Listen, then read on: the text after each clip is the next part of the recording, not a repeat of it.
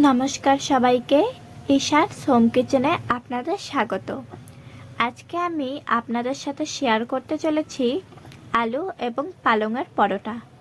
তো এটি বানানোর জন্য সবার প্রথমে আমরা এখানে নিয়ে নিয়েছি কিছু সিদ্ধ আলু।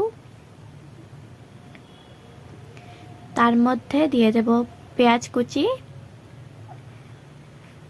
মরিচ কুচি,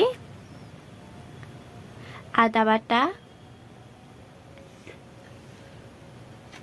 দিয়ে দেব হলুদ গুঁড়ো, মরিচের গুঁড়ো,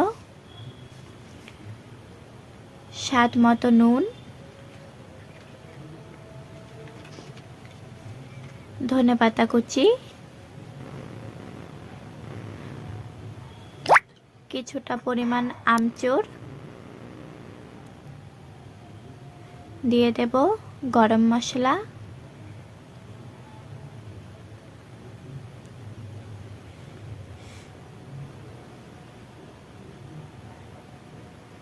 এবং সবার শেষে এখানে দিয়ে দিচ্ছি কাসুরি মেথি।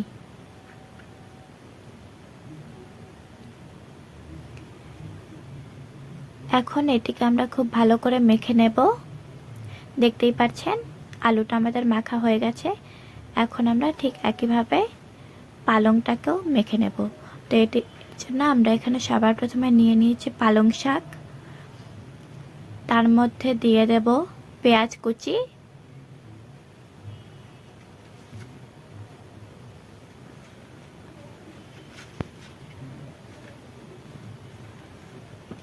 দিয়ে দিচ্ছি কাঁচা লঙ্কা কুচি,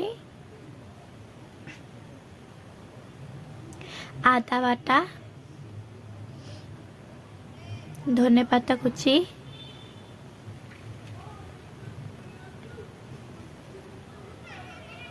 হলুদ গুঁড়ো, দিয়ে দিচ্ছি মরিচের গুঁড়ো, স্বাদ মতো নুন, এবং সবার শেষে দিয়ে দিচ্ছি গরম মশলা গুঁড়ো। এখানে আমরা আমচুরটা ব্যবহার করিনি। এখন এটিকেও আমরা মেখে নেব। আমরা এখানে আটাটা আগের থেকেই মাখিয়ে রেখে দিয়েছিলাম। এখন এটিকে আমরা গোল গোল করে টুকরো করে নেব।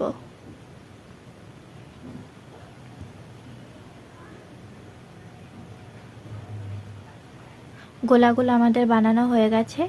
এখন আমরা এখানে সবার প্রথমে পালংয়ের পরোটাটা বানাবো। তার জন্য আমরা এখানে নিয়ে নিচ্ছি একটি গোলা, এবং এটিকে আমরা খুব ভালো করে গোল করে নেব।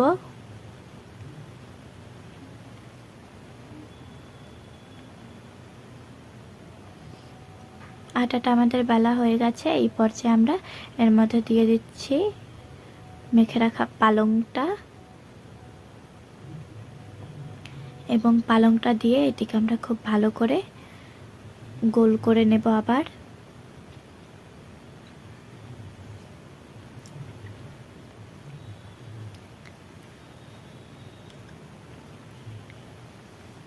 নিয়ে ঠিক একটু আটা দিয়ে ঠিক একইভাবে আমরা এটিকে আবার বেলে নেব।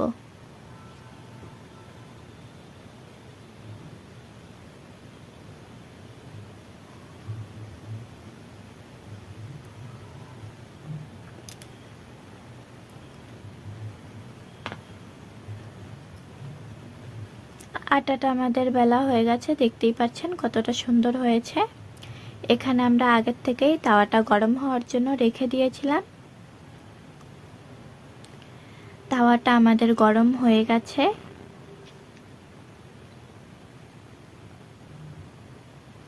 এই পর্যায়ে আমরা দিয়ে দিচ্ছি বেলে রাখা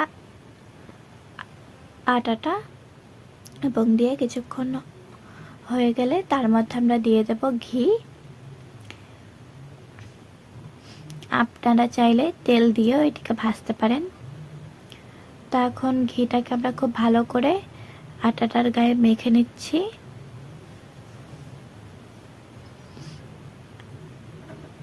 এবার উল্টে নিয়ে এই পাশেও ঠিক একইভাবে ঘিটাকে আমরা মেখে নেব।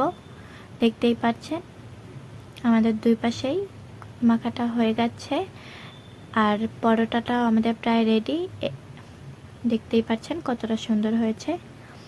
এই পর্যায়ে এখন আমরা এটিকে নামিয়ে নেব। ঠিক একইভাবে আমরা সমস্ত পালঙের পরোটাগুলো বানিয়ে নেব। দেখতেই পাচ্ছেন। এখন আমরা ঠিক একইভাবে আলুর পরোটাটাও বানিয়ে নেব। তার জন্য এখানে আমরা আটাটাকে বেলে নিয়েছি এবং তার মধ্যে দিয়ে দিচ্ছি মেখে রাখা আলুগুলো, দিয়ে ঠিক একইভাবে এটিকে আমরা গোল করে নেব। নিয়ে সামান্য পরিমাণ আটা দিয়ে আবার এটিকে আমরা বেলে নেব। বেলা হয়ে গেছে, এখন আমরা এটিকে তাওয়ার মধ্যে দিয়ে দিলাম এবং ভাজার জন্য ওয়েট করছি। প্রায় ভাজা হয়ে গেছে, এখন আমরা ঘি দিয়ে এটিকে ভেজে নিচ্ছি। তো আলুর পরোটাটা আমাদের ভাজা হয়ে গেছে, এখন আমরা এটিকে নামিয়ে নিচ্ছি। দেখতেই পাচ্ছেন কতটা লোভনীয় এই রেসিপি।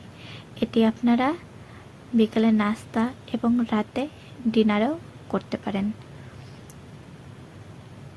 তো আমাদের রান্নার ভিডিও যদি আপনাদের ভালো লাগে তাহলে অবশ্যই চ্যানেলটিকে লাইক, কমেন্ট এবং সাবস্ক্রাইব করে দেবেন। ধন্যবাদ।